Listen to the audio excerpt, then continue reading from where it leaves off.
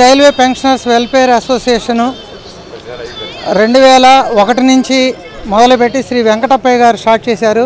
ఆయన కరోనా మూలాన చనిపోయిన తర్వాత నుంచి మేము కొత్త మార్చి 5వ తేదీ నుంచి 2023 మార్చి 5వ తేదీ నుంచి ఇక్కడ మేమందరం కూడా మళ్ళా దీన్ని రీఓపెన్ చేశాము. కాకపోతే ఏంటంటే మాకు రైల్వే బోర్డు నుంచి కానివ్వండి, డిఆర్ఎం గారి దగ్గర నుంచి కానివ్వండి అకామిడేషన్ అడుగుతూ ఉంటే వాళ్ళు లేదు, మాకు రూల్ లేదు అని చెప్తా ఉన్నారు. ఇక్కడ చూస్తూ ఉన్నారు, ఇది నేరో స్టెప్స్ ఉన్నటువంటి బిల్డింగు.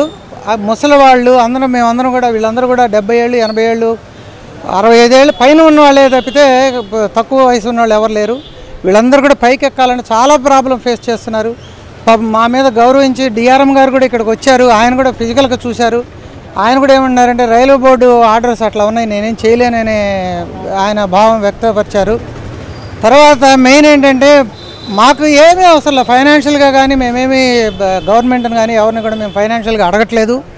మేము అడిగేదల్లా ఒకటే, మాకు వయసు రీత్యా ఆరోగ్యం అంతా కూడా ప్రాబ్లమ్స్ వస్తున్నాయి, మాకు ఆరోగ్యం అంతా కూడా సరిగా ఉండట్లేదు.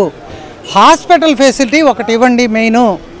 మేము ఏదైనా ఇట్లాంటి మా సమస్యలు చెప్పుకోవడానికి ఒక రూమ్ ఇవ్వండి. ఈ 2 కోరికలే మేము మెయిన్ ప్రధానంగా అడుగుతున్నాము. కానీ దాని గురించి రైల్వే బోర్డు కూడా మన 20వ తేదీ నవంబర్ 20వ తేదీ రైల్వే బోర్డు చైర్మన్ గారిని, అడిషనల్ మెంబర్ శ్రీమతి భూమా గారిని కూడా కలిసి వచ్చాము. వాళ్ళు కూడా సానుకూలంగా స్పందించారు. మేము వెరిఫై చేసి మీకు కూడా అకామిడేషన్ ఇవ్వడానికి చూస్తానండి అని అన్నారు. ఇంకా వాళ్ళ దగ్గర నుంచి మాకు ఎటువంటి ఇది లేదు. మాకు డిఆర్ఎం గారు కానీ, మా సినీ డిపో గారు కానీ అంతా కూడా మాకు కోఆపరేట్గా మేము వెళ్తే ఏ పనైనా చేసి పెడుతున్నారు. హెల్త్ విషయంలో వచ్చేసరికి ఇక్కడ రైల్వే బోర్డు యొక్క ఆదేశాల మేరకు ఇక్కడ హాస్పిటల్ వాళ్ళు కూడా వాళ్ళ యొక్క వాళ్ళు చెప్తున్నారు, వాళ్ళ ప్రాబ్లమ్స్ కూడా వాళ్ళు చెప్తున్నారు. కాబట్టి మాకు మెయిన్ కావాల్సింది హెల్త్.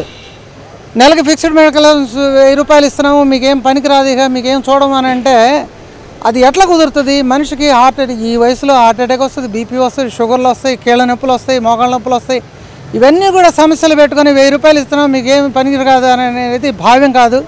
1000 రూపాయలు అనేది దేనికోసం అంటే మా వ్యక్తిగత అభిప్రాయం ఏంటంటే వాళ్ళ ఇంటి దగ్గర నుంచి రైల్వే హాస్పిటల్కి పోవడానికి ట్రాన్స్పోర్ట్ అలవెన్స్ కింద పనికి వస్తుందేమో తప్పితే మెడికల్ ట్రీట్మెంట్కి ఏమీ పనికిరాదు. ఈ 1000 రూపాయలకు కూడా బయట ప్రైవేట్ హాస్పిటల్కి వెళ్తే 15 రోజులకు ఒకసారి 300 రూపాయలు 400 రూపాయలు తీసుకుంటున్నారు. బయట వాళ్ళు కూడా చేయబట్టుకున్నందుకు డాక్టర్ కన్సల్టేషనే మాకు 400 300 పడుతుంది. మళ్ళీ ఇప్పుడు మీరు ఈ వయసులో ఎట్లాగో హాస్పిటల్కి 2-3 సార్లు పోయి రావాల్సి వస్తుంది. 2 సార్లు వెళ్ళామంటే వాళ్ళు ఇచ్చే 1000 రూపాయలు గోవిందా. తర్వాత మెడిసిన్స్ ఎక్కడి నుంచి కొనుక్కుంటారు? మాకు వీళ్ళకి వచ్చే పెన్షన్లు ఎంత? సర్వీసులో ఉన్నప్పుడు అంటే ఏదో తిప్పల బడి కింద మీద పడి ఎవడన్నా అప్పు ఏమన్నా ఇస్తాడు, కానీ సర్వీసులో పోయి దిగిన తర్వాత ఎవడన్నా అప్పు ఏమన్నా కానీ నువ్వు రిటైర్డ్ అయినావు, నువ్వు ఎట్లా తీరుస్తావా బయట అనే లెక్కలో మాట్లాడుతున్నారు. బయట కూడా ఆ విధంగా కూడా మాకు ఎటువంటి సహాయం లేదు. కాబట్టి మేము కోరేది ఏంటంటే కనీసం మాకు హెల్త్ పరంగా ఏదో ఒకటి చేసేసి మాకు ఇన్సూరెన్స్ రూపాయన కనుక ఇచ్చినట్లయితే, ఇన్సూరెన్స్ కనుక గవర్నమెంట్ వాళ్ళు కట్టినట్లయితే మాకు ఈ బాధలు లేవు. ఎక్కడికి పోయినా ఏ హాస్పిటల్కి పోయినా ఇన్సూరెన్స్ ఉందంటే అడిగి పోతాము, చూపించుకుంటాము, వెళ్ళిపోతాము. అది చేయట్లేదు. రైల్వే హాస్పిటల్లోనేమో ఈ ప్రాబ్లమ్స్ ఉన్నాయి. కొన్ని మెడిసిన్స్ ఏమో వాళ్ళు ఇచ్చినవి ఒక మల్టీవిటమిన్ ఇవ్వాలంటే ఒక వైటమిన్ సి, ఒక వైటమిన్ ఏ, ఒక వైటమిన్ డి, ఇన్ని రకాల ట్యాబ్లెట్ ఇస్తే ఇన్ని రకాలు ఏం మింగుతారు ఈ పెద్ద వయసులో? అదే ఒక మల్టీవిటమిన్ బయట వెళ్తే ఒక మల్టీవిటమిన్ అంటే ఒక ట్యాబ్లెట్ ఇస్తారు. మాకు రైల్వే హాస్పిటల్ అంటే 5 రకాల ట్యాబ్లెట్ ఇస్తే కానీ అది మల్టీవిటమిన్ కావట్లా. 5 రకాల మల్టీవిటమిన్, 5 రకాల ట్యాబ్లెట్లు, షుగర్ ట్యాబ్లెట్, బీపీ ట్యాబ్లెట్, మోకాళ్ళ నొప్పులకి, కీళ్ళ నొప్పులకి, వీటన్నిటికీ మందులు అయినేసరికి రోజుకి పొద్దున్న సాయంత్రం దాకా మందుల మీదటే సరిపోతుంది. ఇక తినడానికి కూడా పరిస్థితి లేదు. కాబట్టి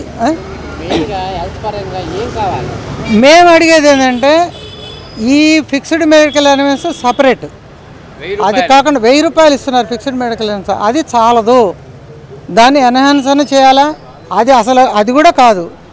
హాస్పిటల్కి పోయినప్పుడు ప్రతి ఒక్కడు జబ్బుతో పోతాడు. కాబట్టి ఆ జబ్బులకి పోయిన వాళ్ళకి చూసి కరెక్ట్గా ట్రీట్మెంట్ ఇచ్చి అవసరమైతే రిఫరల్ హాస్పిటల్కి పంపిస్తే ఈ వయసులో మాకు కావాల్సింది అంతకంటే ఇంకేం లేదు. డబ్బులు కూడా ఎవరు ఆశించట్లేదు. ఇక్కడ డబ్బులు ఆశించి వచ్చిన వాళ్ళు ఎవరు కాదు.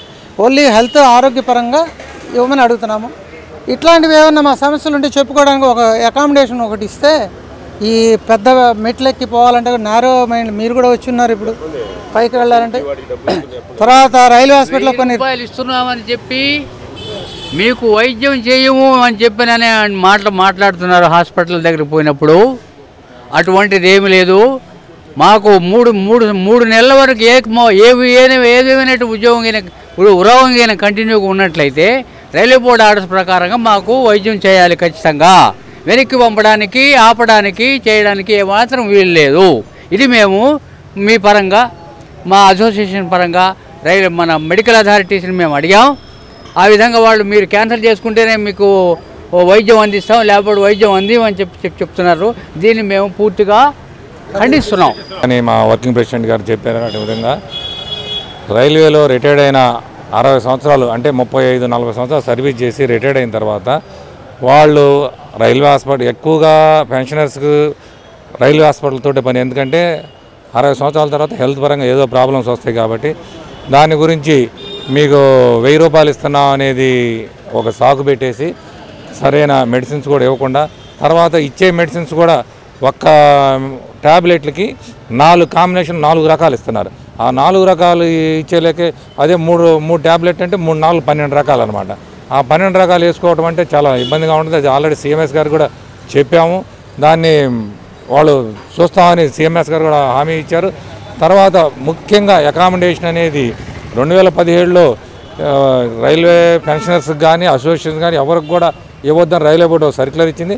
దాని మీద మా సెక్రటరీ గారు, నేను ఒక 10 మంది ఢిల్లీలో రైల్వే బోర్డు చైర్మన్కి మెంబర్ ట్రాఫిక్ మనకి ఇక్కడ భూమా మేడం గారు DRM గారు చేశారు. వెళ్తాం బాగానే రెస్పాన్స్ అయ్యారు. దాని గురించి మళ్ళీ తర్వాత ఫోన్లో కూడా కాంటాక్ట్ చేశాం భూమా మేడం గారిని.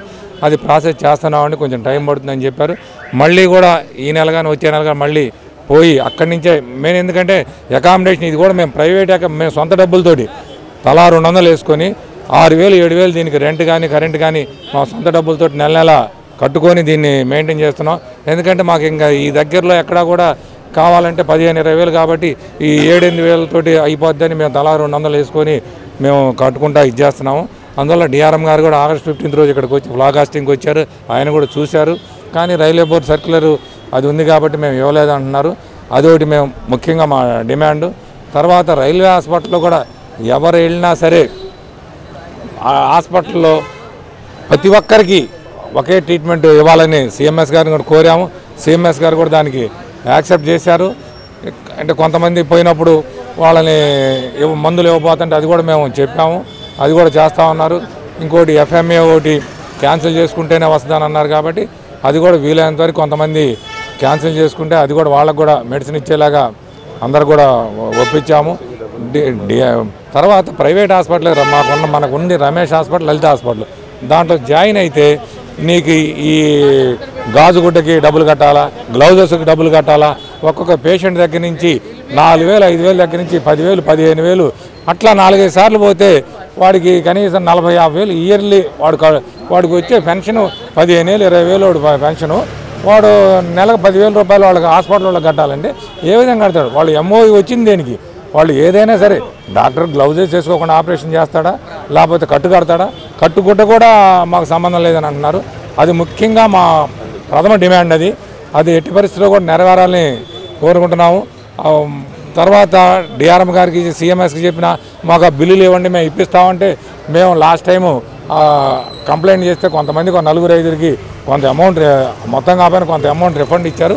అట్లా కాకుండా ఎవరిని కూడా అట్లా పర్టికులర్గా డబ్బులు అనేది లేకుండా చేయాలని మేము DRM గారికి కూడా మెమరాండం ఇచ్చాము, CMS గారికి చెప్పాము, CMD గారికి సికింద్రాబాద్ పోయి కలిసి ఆయనకి మెమరాండం ఇచ్చాము. తర్వాత ఇప్పుడు మళ్ళీ కొన్ని హాస్పిటల్ కూడా మేము ఢిల్లీ పోయి మెమరాండం ఇచ్చిన తర్వాత CGHS రేట్స్కి ఎవరైతే ఇంట్రెస్ట్ అయ్యి వస్తారో హాస్పిటల్స్ అని అంటే ఒక 20 మంది అప్లికేషన్ పెట్టుకున్నారు. దాంట్లో భాగంగానే సాయి భాస్కర్ ఒకటి, తర్వాత అగర్వాల్ ఒకటి కంటి, తర్వాత అమరావతి పంటి డాక్టరు, శ్రీ అని ఇంకో పంటి డాక్టరు వాళ్ళ MOI కూడా జరుగుతుంది. అలానే ఇంకా కొన్ని ఎక్కువ హాస్పిటల్స్ వస్తే మా పెన్షనర్స్కి అలానే రైల్వే ఎంప్లాయీస్కి అందరికీ కూడా ఉపయోగపడుతుందని మా యొక్క ప్రథమ డిమాండ్ కోరుకుంటున్నాం. పెన్షనర్స్కి రైల్వే పెన్షనర్స్కి మెడికల్ ఫెసిలిటీస్ కావాలని మేము నెల మీటింగ్ పెట్టి ఆ మీటింగ్లో మేము రిజల్యూషన్లు పాస్ చేసి డాక్టర్ దగ్గరికి వెళ్ళి మేము చెప్తామనే ఉన్నాం. కానీ వాళ్ళు అన్ని సర్వీసులు చేస్తున్నాము, అన్ని ఫెసిలిటీస్ ఇస్తున్నాము అంటూనే ఉన్నారు. కానీ పెన్షనర్స్ అందరూ కూడా ఏ హాస్పిటల్కి వెళ్ళినా కానీ వాళ్ళ దగ్గర డబ్బులు వసూలు చేయటం, మరి ఆ హాస్పిటల్స్ వాళ్ళు హరాస్ చేయటమా లేకపోతే అధికారికంగా వసూలు చేయటమా అనేది మాకు డాక్టర్స్ దగ్గర నుంచి క్లారిటీ కావాలి. మేము అడిగితేనేమో మీరు ఇవ్వద్దు డబ్బులు అంటున్నారు, ఎమర్జెన్సీ ట్రీట్మెంట్ కోసం పోతేనేమో ఆ డబ్బులు కడితేనే ఆ ట్రీట్మెంట్ అందుతుంది. మరి డబ్బులు ఉన్నా లేకపోయినా మరి లేని వాళ్ళు ఉంటారు, ఉన్నవాళ్ళు ఉంటారు. ఉన్నవాళ్ళైనా సరే ఎందుకు కట్టాలి అనేది కొంతమందికి చాలా ఇబ్బందికరంగానే ఉంటుంది. ఆ డబ్బులు మళ్ళా రీపేమెంట్ కూడా ఉండదు, రీఎంబర్స్మెంట్ అనేది లేదు. మీరు ఎందుకు ఇచ్చారు మాకు చెప్పచ్చు కదా అంటారు డాక్టర్. మరి హాస్పిటల్కి అర్జెంట్ అయిన పోతే అక్కడికి హాస్పిటల్కి ఈ రైల్వే హాస్పిటల్కి తిరగడానికి సరిపోతుంది టైము. అక్కడ పేషెంట్ ఏమో ఎమర్జెన్సీగా ఉంటాడు, ఆ ఎమర్జెన్సీ కోసం ట్రీట్మెంట్ కావాలి అంటే మనం డబ్బులు కట్టాల్సి వస్తుంది.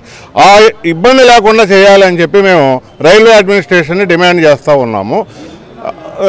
మిగతా విషయాల్లో కూడా ఈ 1000 రూపీస్ అలవెన్స్ అని చెప్పి పే చేస్తూ మెడిసిన్స్ ఇవ్వకుండా వాళ్ళు అవాయిడ్ చేస్తున్నారు. బట్ అది అనేది కరెక్ట్ కాదు. ఆ 1000 రూపాయలు అనేది అసలు క్యాన్సిల్ టోటల్గా డిఆర్ఎం దగ్గర నుంచి కాదు, రైల్వే బోర్డు వాళ్ళే క్యాన్సిల్ చేసుకొని మాకు కావాల్సిన మెడికల్ సౌకర్యాన్ని ఏ పేషెంట్కి కూడా ఏ పెన్షనర్ కూడా ఇబ్బంది లేకుండా చేయాలని చెప్పి మేము డిమాండ్ చేస్తూ ఉన్నాం. ఈ సందర్భంగా నూతన సంవత్సరం శుభాకాంక్షలు అందరికీ, రైల్వే కార్మికులకి, రిటైర్మెంట్ వాళ్ళకి. ఈరోజు ప్రతి నెల 5వ తారీఖు మనకు రైల్వే పెన్షన్ అసోసియేషన్ మీటింగ్ జరుగుతుంది ఇక్కడ ప్రతి నెల. తర్వాత మన రమేష్ హాస్పిటల్కి వెళ్తే జాయింట్ రీప్లేస్మెంట్కి రైల్వే వాళ్ళు ఇంత ఇస్తున్నారు, మీ మిగతా బ్యాలెన్స్ కట్టాలని అంటున్నారు. ప్రజెంట్ నా మిస్సెస్ నేను కట్టాం, 12,000 కట్టాను నేను రైల్వే రిపేర్లు. వాళ్ళ లెటర్ నాకు ఇవ్వలేదు, నేను అది తీసేసాను. అలాంటి ప్రాబ్లం లేకుండా రైల్వే వాళ్ళు గుర్తించి రైల్వే ఈ న్యూస్ చూసిన అందరూ రైల్వే కార్మికులు, రిటైర్మెంట్ రైల్వే బోర్డు కూడా మెచ్చాం కాబట్టి ఇలాంటి ప్రాబ్లం లేకుండా సాల్వ్ చేయాలని మేము కోరుకుంటున్నాం. Thank you.